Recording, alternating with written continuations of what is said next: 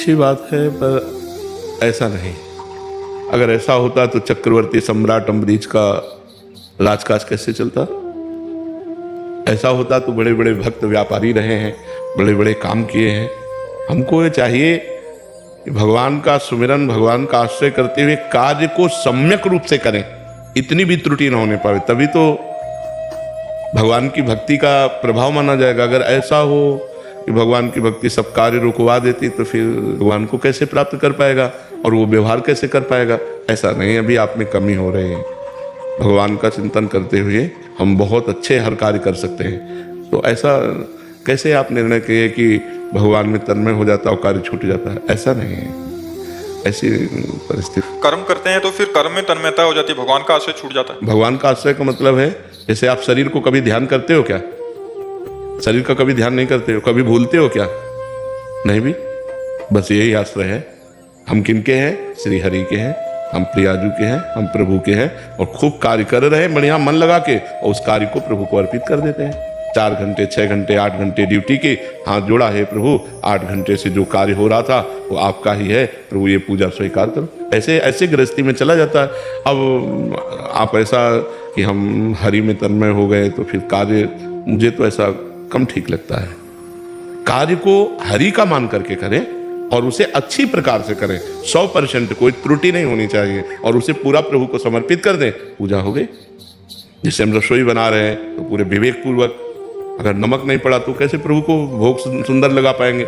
हर कार्य हम प्रभु के लिए कर रहे हैं, हम ड्यूटी प्रभु के लिए कर रहे हैं, व्यापार प्रभु के लिए कर रहे हैं, किसानी प्रभु के लिए कर रहे हैं। एक होता है अपने लिए करना और एक होता है प्रभु के लिए करना। भक्त प्रभु के लिए करता है, तो जो प्रभु के लिए कार्य किया जाता है तो और सजाकर अच्छी प्रकार किया जाता है। तो अच्छी प्रकार से जो भी कार्य करो, अच्छी प्रकार से करो और उस कार्य को भगवान को समर्पित कर दो, और बीच बीच में राधा राधा सुमिरन करते रहो। ठीक है ना? राहुल जी, राधे राधे भगवान श्री। राधे राधे महाराज जी। महाराज जी, आजकल के बच्चे में नशे और गंदी आदतें बढ़ रही हैं, तो उनको रोकने के लिए हम कैसे और क्या प्रयास कर सकते हैं? हम तो सबसे प्रार्थना यही कहते हैं कि अपने अपने बच्चों को अगर समझाना शुरू करें, उनसे मित्रवत व्यवहार करें, और उनके पास बैठें, उनके मोबाइल को चेक करें, उनकी मानसिकता को चेक करें, और जहां उनको त्रुटि हो रही उनको हम समझाने की चेष्टा करें कि आप गलत चल रहे हो, आप सुधार करो, हम आपका सुंदर ब्याह करा देंगे, हम सुंदर व्यवस्था आपकी कर देंगे, लेकिन आपको ऐसे गलत आचरण नहीं करने चाहिए। क्योंकि समझाने से अब समझ कम आएगी। अगर बच्चापन से बालक को समझाया जाए, उसे अध्यात्म में जोड़ा जाए, तो शायद गंदी बातें हो ही ना। पर बच्चापन से तो मोबाइल पकड़ा दिया जाता है। छोटे छोटे बच्चे मोबाइल के कारण बहुत बिगड़ गए हैं। गेम खेलना, रीलें देखना, हस्तमैथुन करना, गंदी बातें करना बहुत बहुत बहुत है। बहुत बच्चों के जीवन नष्ट हो रहे हैं। जवान जवान बच्चे इंजेक्शन लगा करके वो जहर ले रहे हैं, नशा ले रहे हैं, बॉयफ्रेंड गर्लफ्रेंड सब गंदी बातें हो रही। तो हमें लगता है माता पिता बच्चों को अगर क्लास लें एकांत में, उनसे मित्रता पूर्वक, और धीरे धीरे उनके दुर्गुणों को उनको समझाएं कि इससे तुम्हारी हानि हो जाएगी, तुम्हारा जीवन नष्ट हो सकता है, इसमें तुम फंस सकते हो, तो बचाया जा सकता है। और अध्यात्म के बिना किसी के जीवन को पवित्र नहीं किया जा सकता। अध्यात्म ज्ञान ही सबके जीवन को पवित्र। आजकल माता पिता अध्यात्म में नहीं तो बेटों को कैसे अध्यात्म में लगा देंगे? अब अपने माता पिता के आचरणों को बच्चे बहुत सूक्ष्मता से देखते हैं, उनके संस्कार पढ़ते हैं। तो अगर माता पिता आध्यात्मिक है तो बच्चों में अध्यात्म का सृजन कर सकते हैं। जब माता पिता आध्यात्मिक नहीं है तो उनमें बच्चों का कैसे कल्याण हो सकता है? तो हमें लगता है पहले माता पिता सुधरे, अपने आचरण सुधारें, अपना व्यवहार सुधारें, और खुद भगवान की भक्ति में अपने चित्त को जोड़ें, और भगवान से प्रार्थना करें कि हमारी संतान पवित्र विचार वाली बने, हमारी संतान बुद्धिमान हो, हमारी संतान स्वस्थ हो, हमारी संतान आध्यात्मिक और लौकिक दोनों उन्नति करने वाला हो। तो हो सकता है, नहीं तो बह रहा है संसार, असत की तरफ बहता चला जा रहा है। उर्वशी जी, कनाडा से। राधे राधे महाराज जी। महाराज जी, बिना भगवान के कुछ नहीं मिलता। मुझे भक्ति करनी है पर हो नहीं पाती महाराज जी। मुझे अपना अंदर भगवान के लिए प्यार चाहिए महाराज। नाम जप करो, नाम जप भक्ति का शुद्ध स्वरूप है। तदर्पिता अखिलाचारिता तद स्मरणेन परम व्याकुलतेति। हर कर्म भगवान को समर्पित करना और भगवान का नाम जप करना। थोड़ी भी भूल होने पर बहुत हृदय जलने लगे कि मैं अपने प्रभु को कैसे भूल गई, यही भक्ति का स्वरूप। क्या कठिन है? राधा राधा राधा राधा राधा राधा, जो नाम प्रिय हो नाम जप करो, और जो कार्य कर, मानो झाड़ू लगाया, पोछा लगाया, भगवान को अर्पित कर दिया। रसोई बनाई, वो समय वो कर्म भगवान को अर्पित कर दिया। बच्चों को सजाया, दुलार किया, पति की सेवा की, हर कर्म भगवान को समर्पित कर दो, ये पूजा हो जाएगी। नाम जप कर रही हो, बहुत सुंदर भक्ति बन जाएगी। इसमें कोई कठिनता थोड़ी। प्रातः काल से उठकर अपने परिवार की सेवा करो, उसी को पूजा मान लो। बस नाम जप करते रहो, नाम जप साथ में है, और जो भी कर्म आप कर रहे हो वो सब पूजा है, उसी से भगवान की प्राप्ति हो जाएगी। पुनीत जी बुलंदशहर से। राधा वल्लभ श्री हरिवंश। श्री हरिवंश महाराज जी मैं नाम मात्र का शरणागत हूँ, भाव चेष्टा आचरण पूर्णता शरणागत वाले नहीं है महाराज जी, असमर्थ हो रहा हूँ महाराज जी। भगवान का आश्रय लिए हो और ये बात अंदर है तो आप अच्छे शरणागत हो जाओगे। ये होना चाहिए। मैं शरणागत लायक नहीं, शरणागत के जो आचरण है वो मेरे में नहीं है, मैं किसी योग्य नहीं हूँ, फिर भी नाम मात्र का भगवान का शरणागत हूँ। ये किसी भी शरणागत से पूछोगे तो यही बात कहेगा, जैसे गोस्वामी तुलसीदास जी कह रहे, हऊँ कहावत सब कहत राम सहत उपहास, स्वामी सीतानाथ सो सेवक तुलसीदास। बोले मैं भी कहता हूँ कि मैं राम जी का हूँ, और लोग भी कहते हैं कि तुलसी राम का है। भगवान उपहास सह रहे हैं, मेरे जैसा दास, मेरे जैसा भगवान श्री राम का दास, ये भगवान उपहास सह रहे हैं। तो ये तो बड़े बड़े भक्तों के हृदय में होता है, ये अच्छी बात है, अपने में ऐसी बात बनी रहनी चाहिए, पर हमारे द्वारा पाप आचरण नहीं होना चाहिए।